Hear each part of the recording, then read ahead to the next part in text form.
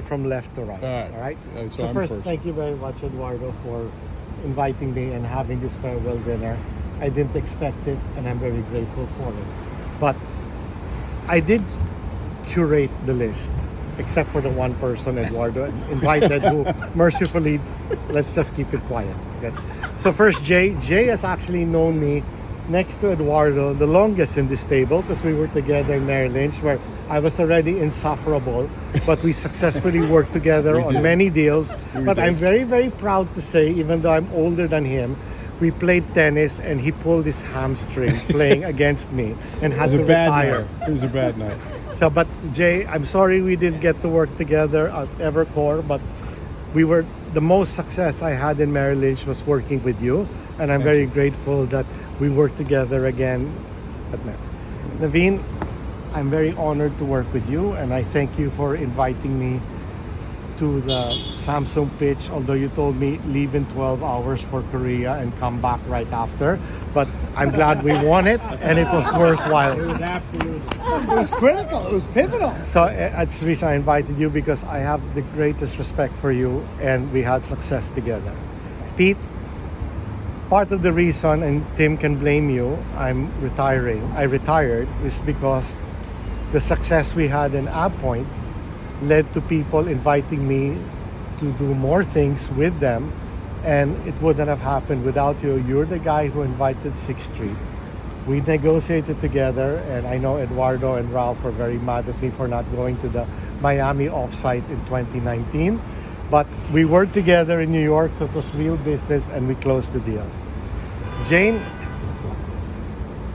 the toughest interview I have had in my entire life is when you interviewed me when I was thinking of joining Evercore. But I told myself one thing after interviewing with you and with Michael. This is the fucking smartest firm I've seen, and I would be honored to be associated with people of that caliber.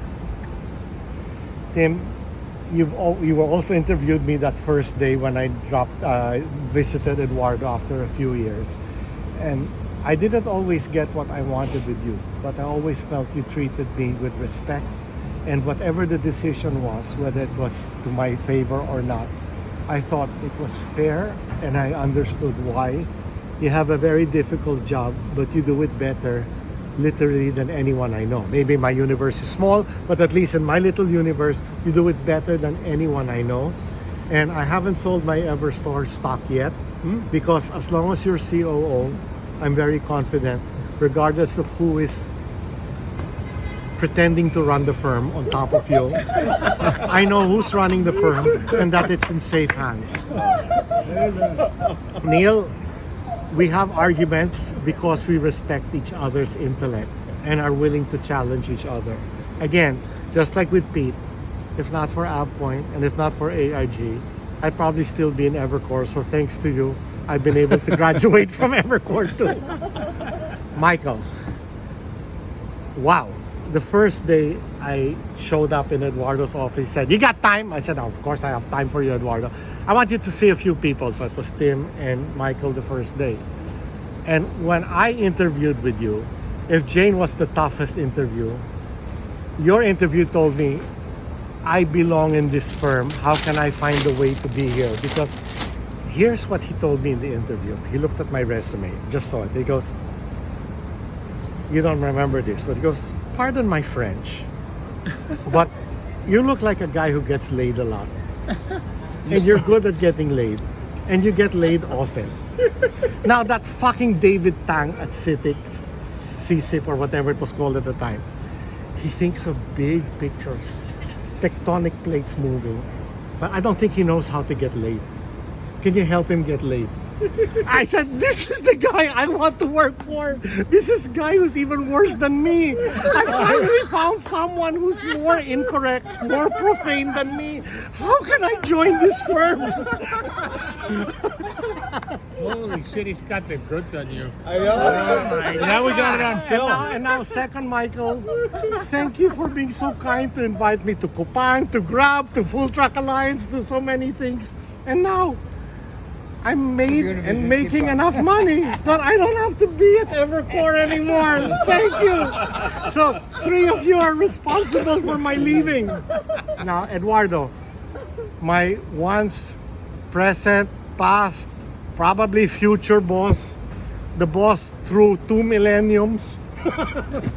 And you are, and I've told this to you even when I was not your employee, when I was at Merrill Lynch, 2 things. You're the greatest investment banker I've met. Maybe it reflects on who I've met, but you're the greatest investment banker. And second, I've made many correct decisions and many wrong ones. But the only one I really, really regretted was leaving Solomon and joining Merrill's. Because first, I didn't belong. But second, I left working for you. And I spent 13 years trying to get back. And I'm glad you allowed the prodigal banker to come back and end my career with you. And I can't think of a better way to end my career than to work for literally the most we're not perfect, but the most meritocratic and best firm I've ever been associated with. And that's why I invited all of you. Because you represent the best of, not Evercore, the best of the industry. And lastly, and I really mean it, bottom of my heart, I used to jump firms all the time. The longest I lasted was 4 years with anybody else. And I nearly made it to 13. And that's not because I became patient. But I remember at previous firms, Merrill Lynch, I thought I was the smartest guy in Asia Pacific. Unfortunately, Merrill Lynch didn't agree with me. At Macquarie, I thought I was the smartest guy in the whole firm. Of course, the firm didn't agree with me either.